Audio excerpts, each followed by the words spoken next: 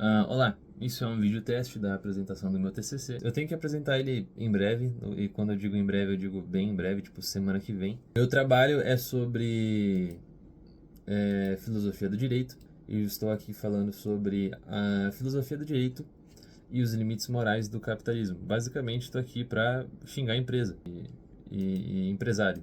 E tudo o que existe no mundo corporativo. Enfim, esse trabalho analisa a relação entre legalidade e justiça no contexto das práticas corporativas, utilizando conceitos de filosofia do direito como ferramenta de análise, a partir de autores como Kant, Marx, obviamente, Hannah Arendt, e eu busco aqui demonstrar que agir dentro da lei nem sempre significa agir de forma ética, apresentando como exemplo o caso da Nestlé e sua campanha de marketing de fórmulas infantis em países em desenvolvimento, e também complementando o debate sobre a escala 6x1 no Brasil, concluindo aqui que o capitalismo requer limites morais que o direito positivo sozinho nem sempre é capaz de impor. Então, palavras-chave são filosofia do direito, ética corporativa, legalidade, justiça, capitalismo e responsabilidade social. Então, partindo da introdução, nem tudo que é legal é justo. Essa afirmação aparentemente simples carrega uma das tensões mais importantes do mundo corporativo contemporâneo: a distância entre o que a lei permite e o que a ética exige. Esse trabalho parte da tensão para investigar como a filosofia do direito pode oferecer ao administrador uma perspectiva crítica sobre decisões empresariais. Ao longo das próximas páginas,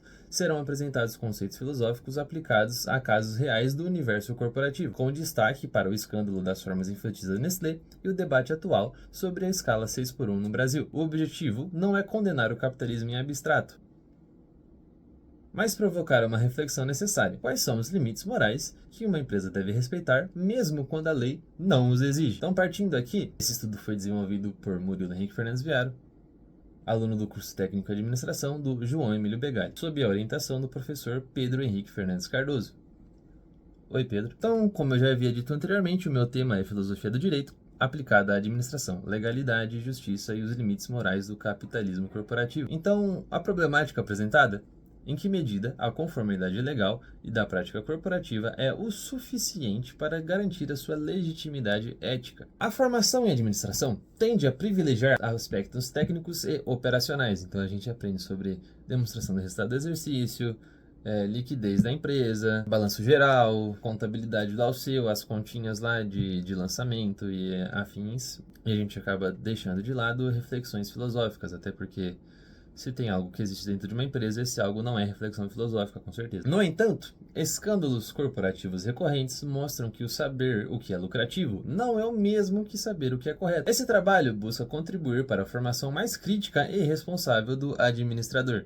Então, pensamento crítico é algo que não existe na sociedade contemporânea, e eu estou aqui para apresentar a vocês uma perspectiva diferente de como você pode regir aspectos morais dentro de uma empresa. Então, vamos apresentar conceitos filosóficos relevantes para a administração, discutir a tensão entre legalidade e ética nas decisões empresariais, analisar casos concretos à luz desses conceitos. Então, temos aqui a nossa hipótese: a legalidade é condição necessária, mas não suficiente para legitimar práticas corporativas. O capitalismo requer limites morais que o direito positivo por si só nem sempre consegue estabelecer. Partindo então da metodologia, pesquisa qualitativa de natureza bibliográfica e documental.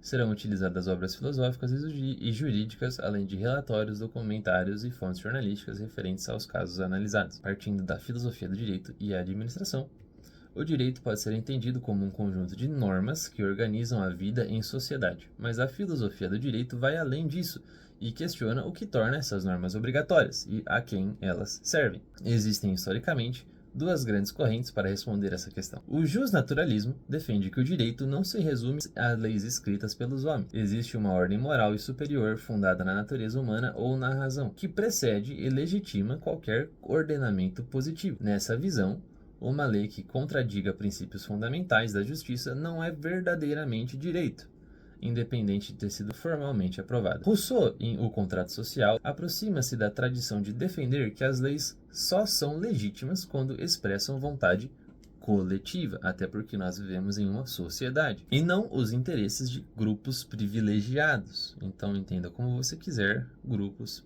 privilegiados. O positivismo jurídico, por sua vez, rejeita essa dependência da moral. Hans Kelsen, seu maior representante, propõe que a validade de uma norma não depende do seu conteúdo ético, mas da sua conformidade com normas superiores dentro de um sistema jurídico hierárquico. Para Kelsen, uma lei é válida simplesmente porque foi criada de forma correta, independente de ser justa ou injusta. Essa visão tem uma implicação direta para as empresas. Quem segue essa lei está formalmente correto, mas está agindo bem? Você está agindo de acordo com o que é bom para a sociedade? Você está agindo de uma maneira correta para com quem vive em um coletivo, com pessoas, numa comunidade?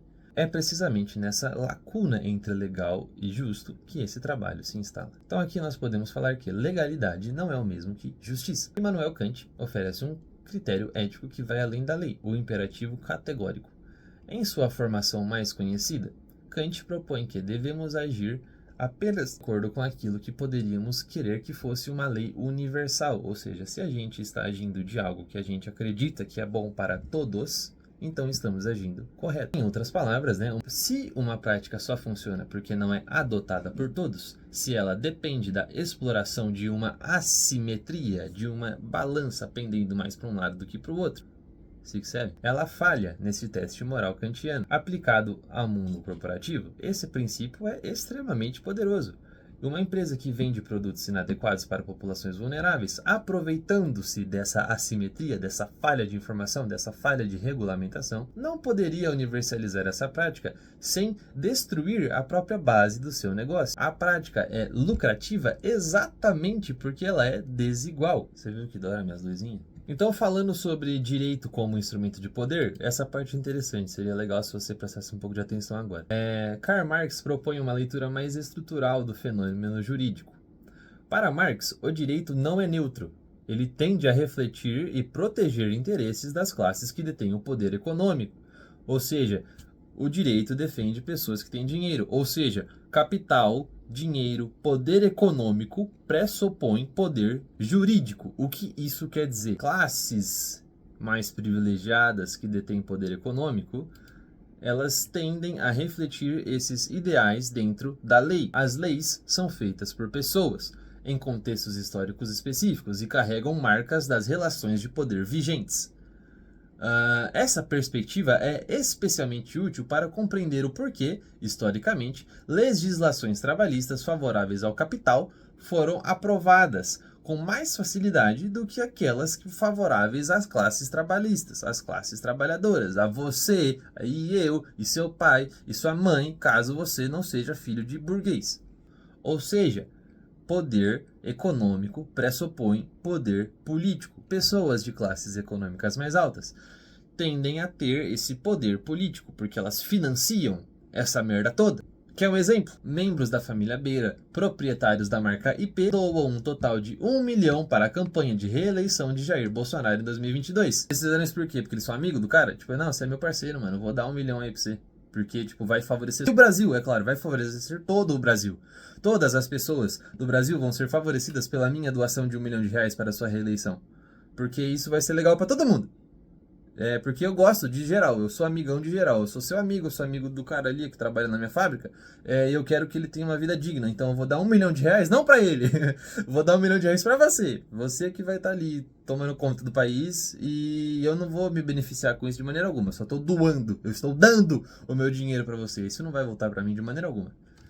Enfim, é isso aí, né, eles são gente boa. Então falando aqui, Antônio Gramsci aprofunda essa ideia com o conceito de hegemonia. As classes dominantes não mantêm seu poder apenas pela força ou pela lei, mas também pelo consentimento cultural, pela capacidade de fazer com que seus valores e interesses pareçam naturais e universais. No contexto corporativo, isso se traduz em estratégias que não apenas vendem produtos, mas constroem narrativas culturais que moldam desejos, crenças e comportamentos de consumidores e trabalhadores. Ou seja, você vende ideias, você vende conceitos, você faz com que as suas ideias pareçam ser ideias de outras pessoas. Você faz com que as suas ideias pareçam ser culturalmente corretas, que vai ajudar não só a mim, mas vai ajudar você, o Zezinho, o seu vizinho aí, e todo mundo. Vou dar um exemplo simples. Por isso que sempre que você tá no Natal, você pensa na Coca-Cola. Por isso que o Papai Noel é vermelho, mano. Por isso que o Papai Noel é vermelho. Presta atenção, mano. Abre os olhos, velho. Então vamos lá, falar de ética corporativa e decisões estratégicas. A empresa tem responsabilidade moral? Durante muito tempo prevaleceu-se no mundo dos negócios a visão do economista Milton Friedman de que a única responsabilidade social da empresa é maximizar o lucro para os seus acionistas, dentro das regras do jogo. Essa visão, porém, vem sendo crescentemente questionada. Se uma empresa opera dentro da sociedade, se usa seus recursos, emprega suas pessoas e afeta seu ambiente, ela não pode ser indiferente às consequências das suas ações. Banalidade do mal nas organizações. Hannah Arendt cunhou a expressão banalidade do mal ao analisar o julgamento de Adolf Eichmann, burocrata nazista responsável pela logística do Holocausto. Arendt observou que Eichmann não era um monstro, era um funcionário comum que cumpria ordens e executava tarefas dentro de uma estrutura hierárquica, sem exercer julgamento moral sobre o resultado de seu trabalho. Ou seja, esse filho da puta matou mais de 1 milhão de judeus por aí, só que para ele era só, tipo, terça-feira, tô aqui batendo ponto no escritório. Esse conceito pode ser transposto com as devidas proporções para o ambiente corporativo. Quando uma empresa causa danos sistemáticos a populações vulneráveis, raramente existe um único vilão responsável. Existem equipes de marketing que cumprem metas, gerentes que aprovam campanhas, executivos que assinam relatórios, cada um fazendo apenas a sua parte, sem precisar olhar para o resultado final. A estrutura organizacional dilui responsabilidade moral e permite que o mal seja praticado de forma banal, roteira e institucionalizada. Vamos falar então aqui sobre os limites morais do capitalismo. O capitalismo, como sistema econômico, não é intrinsecamente imoral, mas sem regulação e sem limites éticos, ele tende a maximizar resultados financeiros a qualquer custo, porque é exatamente isso que essa merda faz. A lógica do mercado, quando levada ao extremo, trata o trabalhador como mais um recurso a ser otimizado. Você não é um ser humano trabalhando na fábrica, irmão. Você é só uma peça nessa grande engrenagem que está enchendo o bolso do seu patrão. É nesse ponto que o direito e a ética se tornam indispensáveis. Não como obstáculos ao desenvolvimento, mas como condições para que ele seja sustentável e humano. Então vamos partir aqui para a análise de casos. Ó, quer uma dica? Lembra que eu falei aqui, ó? Vou botar a imagem aqui do lado. Ó. Lembra disso daqui? Você nunca vota no mesmo partido político que o seu patrão vota. Fechou? Vamos fazer esse acordo? Aperta a minha mão aqui, ó. 6, 7. Vamos falar então da Nestlé e das formas infantis. A maior empresa de alimento do mundo protagonizou entre as décadas de 60 e 80 um dos casos mais documentados de conflito entre legitimidade e ética no universo corporativo. A Nestlé expandiu agressivamente a venda de suas formas infantis em países africanos em desenvolvimento, como por exemplo a Quênia, utilizando estratégias de marketing que iam muito além da publicidade convencional. E quando eu digo muito além de tipo comercial de televisão, amigo, eu tô falando tipo muito além. A empresa contratava profissionais da saúde, as chamadas milk nurses, para atuar dentro de hospitais públicos, recomendando seus produtos. Médicos recebiam incentivos para prescrever fórmulas. Amostras gratuitas eram distribuídas em maternidades em quantidade calculada para que, ao término do estoque que foi dado ali, a mãe já tivesse cessado a produção de leite materno, tornando-se dependente do produto, ou seja, ela não podia mais amamentar usando leite materno, ela tinha que comprar a fórmula, porque era a única opção. O problema se agrava pelo contexto. Em regiões de sem saneamento básico, com água imprópria para o consumo e altos índices de analfabetismo, a preparação segura das mamadeiras era praticamente inviável. A água que essas mulheres usavam para colocar na mamadeira era a mesma água que elas usavam para tomar banho. As instruções das embalagens eram escritas em alemão ou francês, língua que a maioria das consumidoras em países como Quênia obviamente não dominava. Muitas mães diluíam um produto além do recomendado para que as latas durassem mais, reduzindo drasticamente seu valor nutritivo. O resultado era, claro, bebês desnutridos, desidratados, vulneráveis a infecções, quadro que os médicos quenianos passaram a chamar de síndrome do lactogen. Sabe o que é lactogen? É a bosta da lata da Nestlé. Para vocês terem uma noção, essas mães quenianas conseguiam comprar 3 latas de lactogen por mês, o que era correspondente a metade da renda salarial dessas pessoas. Um dinheiro que já era muito curto. O fato delas comprometerem metade da renda salarial mostra que elas realmente acreditavam que elas estavam fazendo o melhor para os seus filhos. Você consegue entender como que essa manipulação cultural acontece e como ela realmente afeta a sua cabeça? Ou seja, não é só pensar em Coca-Cola quando você pensa em Natal. É muito além disso. Em 1974, a ONG britânica War or Want publicou o relatório The Baby Killer, denunciando as práticas da empresa. O documento foi traduzido para o alemão por uma organização suíça que o intitulou Nestlé Toit Babies. A tradução, Nestlé mata bebês. É um nome bem bacana. A resposta da empresa foi um processo... Não tem como, mano, não tem como. A resposta da empresa foi um processo judicial por difamação, conhecido como o Processo de Berna, em 1966. A ONG, em sua defesa, apresentou um número expressivo de provas. Porém, o juiz decidiu formalmente em favor da Nestlé, mas recomendou que a empresa revisasse fundamentalmente suas práticas de marketing, reconhecendo nas entrelinhas que havia algo profundamente errado naquelas condutas, mesmo que não houvesse crime tipificado. A empresa que mata bebês foi vitoriosa no caso jurídico. Inclusive a ONG que foi contra a Nestlé em julgamento teve que pagar uma indenizaçãozinha aí. Ou seja, ela ganhou dinheiro e depois ela ganhou mais dinheiro. Dá para você ter mais ou menos uma noção de como esse nosso sistema funciona. Fica a seu critério, né? Você concordar com isso ou não. Detalhe, teve um cara que era o advogado da Nestlé, e ele disse o seguinte a respeito das mamães que davam lactogênio para os filhos delas. A culpa é dos governos de pretos analfabetos libertos que fazem porcarias com leites da Nestlé sem antes providenciar água potável limpa. Ele completou dizendo: a estupidez das mães que tirou a vida dos filhos.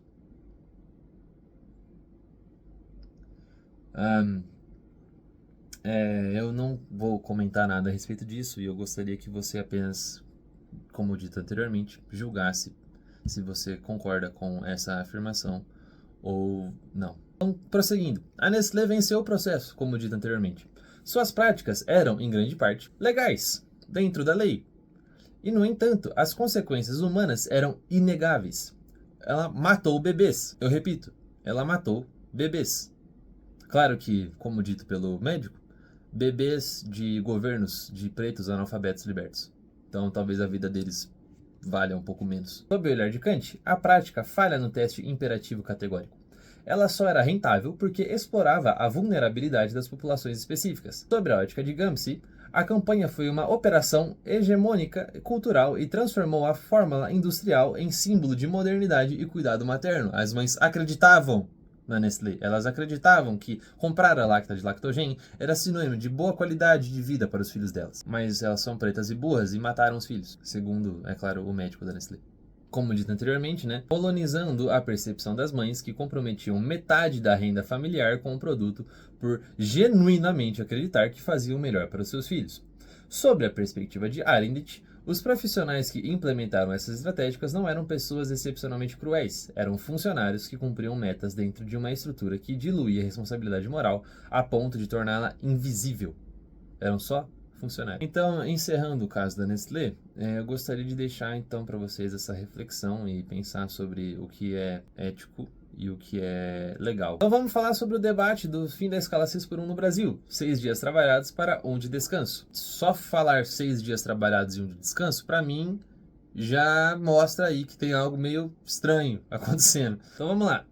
A escala 6x1 é prevista pela Consolidação dos Trabalhos, a CLT, e, portanto, plenamente legal.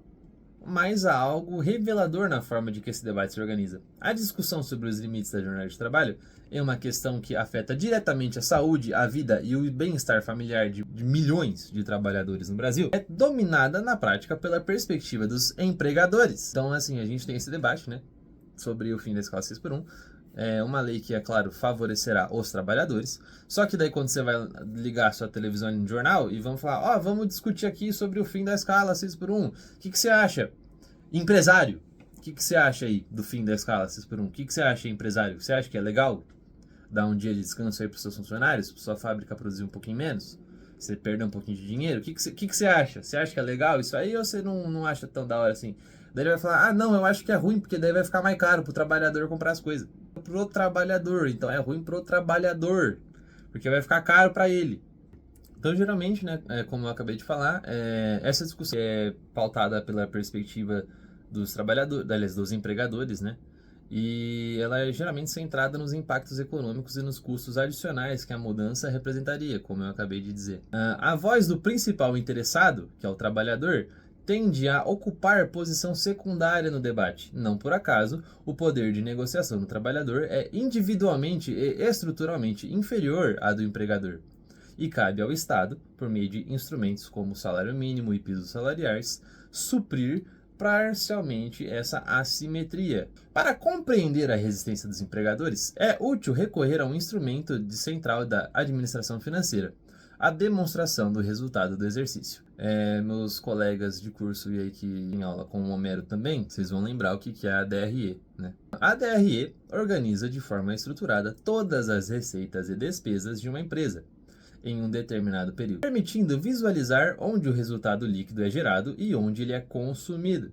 Dentro das despesas operacionais registradas na DRE, os custos com o pessoal, como salários, encargos e benefícios, representam, especialmente no setor de serviços, uma das linhas de maior peso. É natural, portanto, que qualquer medida que eleve esses custos seja recebida com resistência pelos gestores, uma vez que seu impacto é direto na compreensão do resultado líquido da empresa. Essa lógica se torna ainda mais clara quando se considera a dinâmica competitiva de mercado.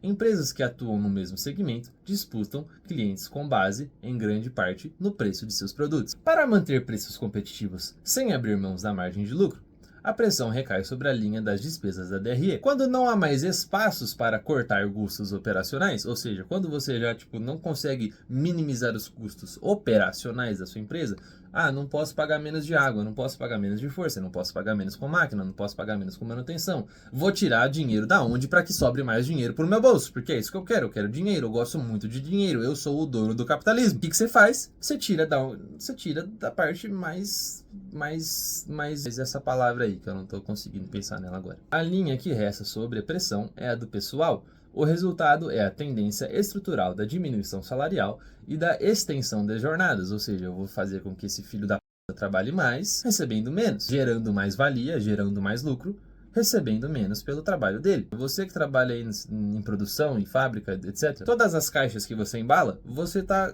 ganhando um pouquinho. Se você, por exemplo, embalar 10 caixas no dia de X produto, você vai receber centavinhos pelas caixas que você está embalando. Só que a parte que você geralmente não entende é que você está fazendo isso acontecer. Ou seja, o lucro gerado ali está partindo da sua mão de obra e não do produto vendido, entende? Não é sobre o produto, é sobre a sua mão de obra. É precisamente para romper esse ciclo que o Estado intervém na determinação do salário mínimo, pisos salariais, limites de jornada. Não como obstáculo de mercado, mas como correção de uma assimetria do próprio mercado. O debate sobre a escala 6x1 é, nesse sentido, um caso clássico de conflito distributivo. A disputa sobre como distribuir os custos de uma mudança estrutural entre agentes com capacidades econômicas profundamente desiguais. O setor mais impactado por uma eventual transição para a escala 5x2 seria o de pequenas empresas de bens e serviços, diferentes de grandes corporações que dispõem de poder econômico mais do que suficiente para absorver os ajustes com maior facilidade. Ou seja, sempre que a gente também está falando sobre 6x1, o filho da do Nicolas Ferreira vai lá falar sobre mas e o pequeno empresário? Sendo que você não está falando de empresário, irmão. Você está falando sobre trabalhador, cara. É ainda importante notar que, assim como o poder econômico e o poder político tendem a caminhar juntos, assim como eu tinha dito anteriormente, poder econômico pressupõe poder político, grandes empresas e associações patronais dispõem de recursos para financiar campanhas, contratar lobistas e influenciar o processo legislativo de maneiras que o trabalhador individual raramente consegue acessar. O resultado é que normas que regulam o mercado de trabalho, inclusive aquelas que definem jornadas e escalas, são produzidas em um ambiente onde as vozes com maior poder econômico têm estruturalmente maior capacidade de serem ouvidas. Você defender esses caras, você não tá defendendo você, mano. Você não tá defendendo seu pai, sua mãe que trabalha em supermercado. Coitado do seu pai que trabalha numa empresa de plástico, mano. O dia inteiro, ele chega lá às 7 da manhã e sai às 7 da noite. E ele tá lá todos os dias para conseguir botar comida na sua mesa. E você tá defendendo político na internet, velho. Presta atenção, mano. O que você tá fazendo, velho? Onde você vive, velho? Marx já apontava para essa dinâmica ao argumentar que o direito tende a refletir as relações de poderes vigentes. O debate sobre o 6x1 oferece um exemplo concreto e contemporâneo dessa tese. Diante de uma eventual transição para 5x2, A resposta adequada não é paralisia, mas a reavaliação da visibilidade econômica de modelos de negócios existentes.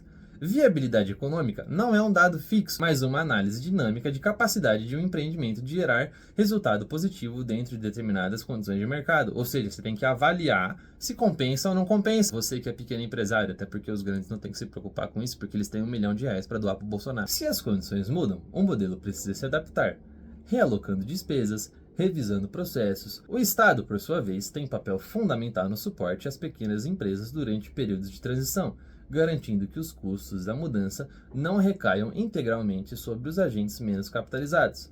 Historicamente, transformações semelhantes, como a abolição do trabalho escravo e a progressiva redução da jornada ao longo do século XX, foram apresentadas como ameaças econômicas insuperáveis, mas resultaram, a médio e a longo prazo, na ampliação do mercado, do consumidor e do desenvolvimento de novos setores da economia. Mas a dimensão mais importante desse debate não é econômica, e sim filosófica e humana. O trabalhador submetido à escala 6x1 tem menos tempo para sua família, para os seus estudos, para o lazer e para si mesmo.